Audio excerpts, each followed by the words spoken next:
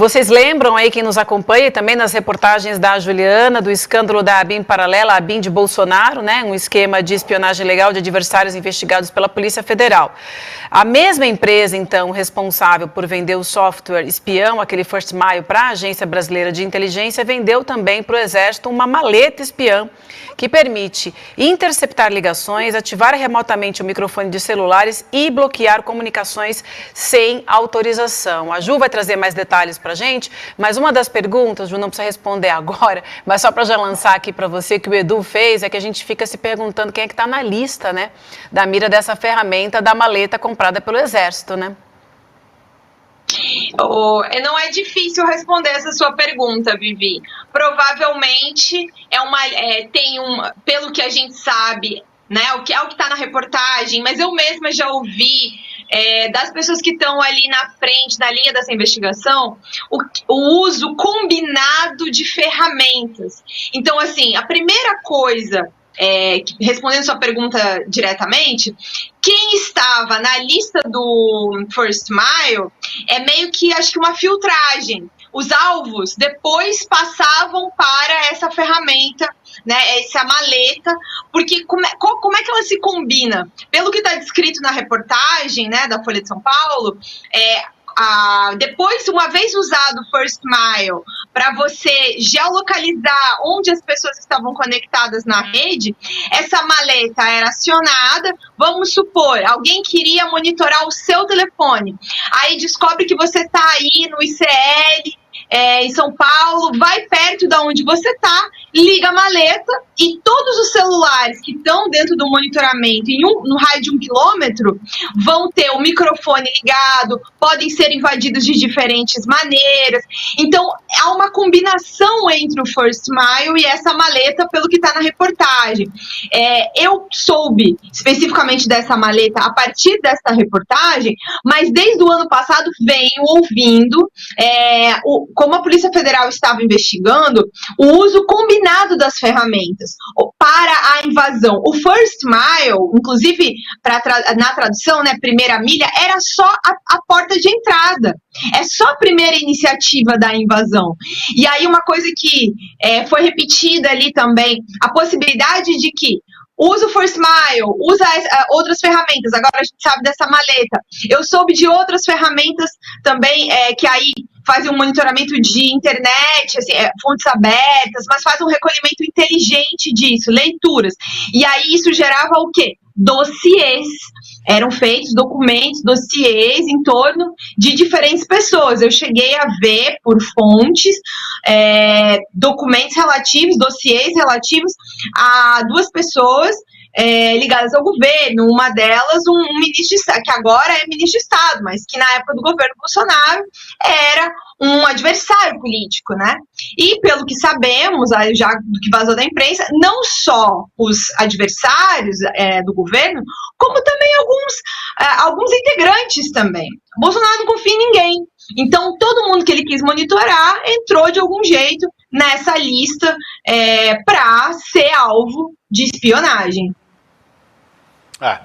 Ô Ju, e isso deve agravar alguma... A gente vem acompanhando aí, tinha uma discussão agora, que eu acho que é a discussão que todo mundo...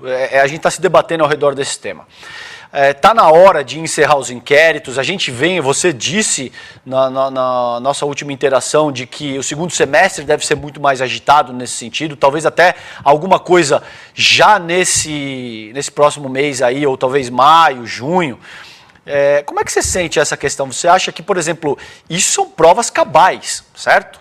Quando a gente tem uma questão que aparece uma maleta espiã, e isso é materialidade jurídica pura. Como é que você avalia isso? Isso deve engrossar o caldo desse inquérito? Mexe pouco nessa equação? Como é que você sente isso? César, eu acho que a descoberta, né, da maleta combinada ao uso do First Mile acaba com o discurso falacioso do bolsonarismo em torno da ideia de que o First Mile não é um problema não. O que tem? Eles só estavam georreferenciando. Não tem problema? Ninguém invadiu o celular. A ferramenta não podia fazer nenhum tipo de captura dentro do telefone. E o tempo todo a Polícia Federal, né, ali nos bastidores comentava, não, peraí, não é assim, não é só o first mile, porque o discurso de defesa é esse, sabe? Então a primeira coisa que cai é o desmonte do discurso, inclusive do próprio Alexandre Ramagem, que era, né, diretor da agência durante o governo Bolsonaro, agora, né, vai ser candidato a prefeito do Rio de Janeiro, pelo que tudo indica. E aí, uma coisa que me chamou muita atenção lendo essa reportagem é o seguinte: desde outubro, mais ou menos, quando a Polícia Federal fez as primeiras operações dentro desse caso, o Ramagem nunca mencionou a existência dessa maleta. E ele, diretor da agência, é uma das poucas pessoas que tinha, de fato, conhecimento sobre esta maleta. Então, assim, ao dar as suas explicações de que, pera lá, não tem problema nenhum esse negócio de first mile, ele nunca mencionou as outras ferramentas que eram combinadas.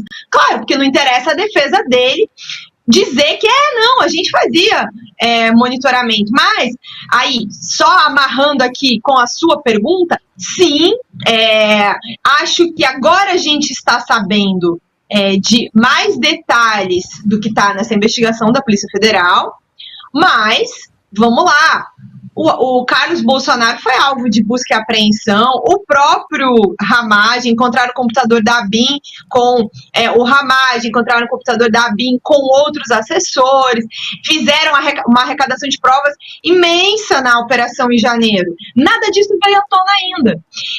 Esse inquérito eu sei que estava assim, já bastante volumoso, bem encaminhado, também acho que não deve demorar muito para ser concluído, mas não sei se ele é o prioritário nesse momento.